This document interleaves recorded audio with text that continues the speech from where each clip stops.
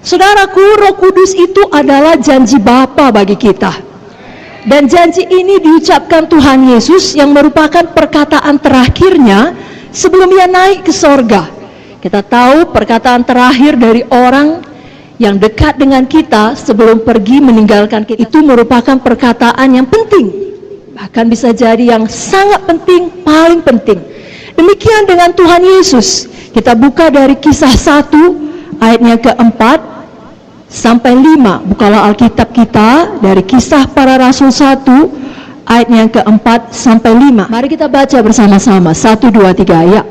Pada suatu hari ketika Ia makan bersama-sama dengan mereka, Ia melarang mereka meninggalkan Yerusalem dan menyuruh mereka tinggal di situ menantikan janji Bapa.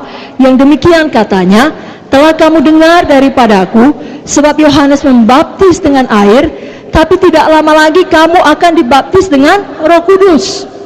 Apakah janji Bapa? Baptisan Roh Kudus. Dan ini diteguhkan lagi dalam Kisah 2 ayat 38 sampai 39 melalui perkataan Petrus. Kisah 2 ayat 38 sampai 39. Mari kita baca bersama-sama. 1, 2, 3 ya. Jawab Petrus kepada mereka, bertobatlah dan hendaklah kamu masing-masing memberi dirimu dibaptis dalam nama Yesus Kristus untuk pengampunan dosamu, maka kamu akan menerima karunia Roh Kudus. Sebab bagi kamulah janji itu, dan bagi anak-anakmu, dan bagi orang yang masih jauh, yaitu sebanyak yang akan dipanggil oleh Tuhan Allah kita.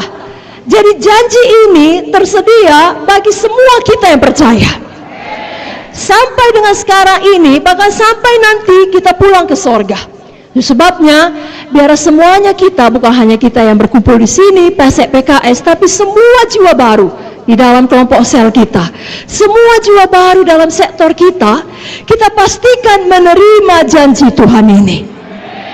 Mari angkat tangan kita katakan, mulai hari ini, semua jiwa-jiwa baru dalam pelayanan saya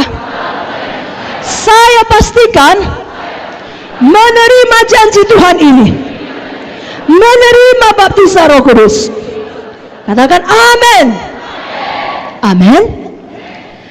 Pada hari Pentakosta tersebut dalam Kisah 2 ini, Roh Kudus dicurahkan Tuhan seperti yang dijanjikannya. Berapa banyak saudara tahu kalau Tuhan berjanji, Tuhan menggenapi?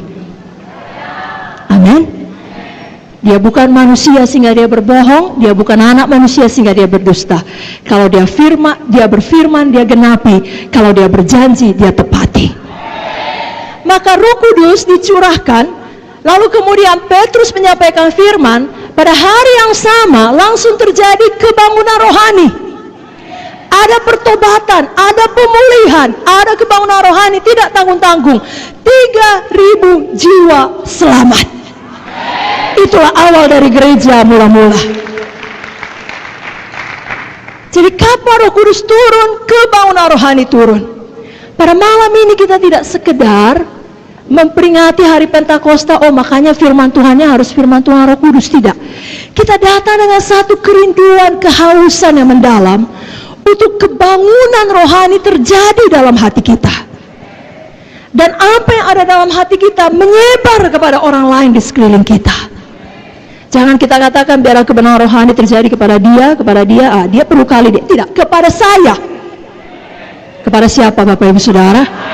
Berapa banyak di sini haus dan rindu akan kebangunan rohani?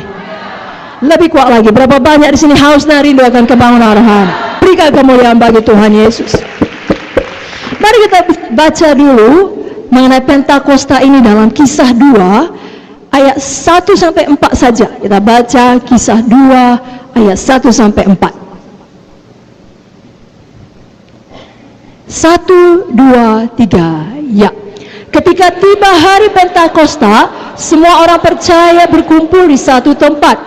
Tiba-tiba turunlah dari langit suatu bunyi seperti tiupan angin keras yang memenuhi seluruh rumah di mana mereka duduk.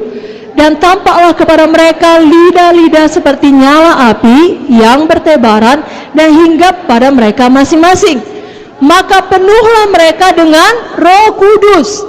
Lalu mereka mulai berkata-kata dalam bahasa-bahasa lain seperti yang diberikan oleh Roh itu kepada mereka untuk mengatakannya. Katakan haleluya. Jadilah ini bagi kita, dan jadilah bagi semua jiwa baru di dalam pelayanan kita. Semuanya kita, masing-masing kita penuh dengan Roh Kudus, dan tidak berhenti di situ. Sama seperti murid-murid Tuhan ini, sama seperti rasul-rasul ini, hidup mereka berubah.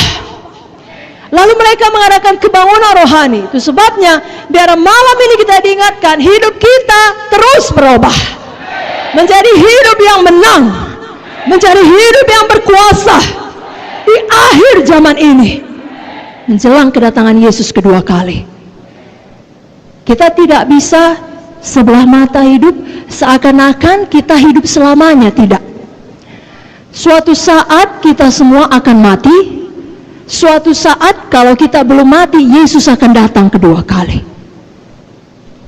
Dan menurut akselerasi yang terjadi pada zaman sekarang di mana kita hidup, tidaklah mustahil Yesus datang pada malam ini atau esok hari atau minggu depan atau kapan saja.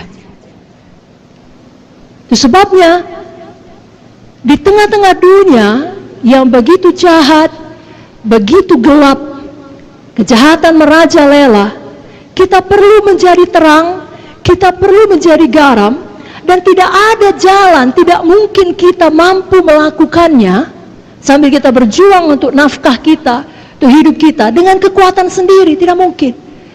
Hanya ada satu jalan, yakni dengan kuasa Roh Kudus. Amin, Bapak Ibu Saudara. Itu sebabnya mulai malam ini biar masing-masing kita penuh dengan Roh Kudus.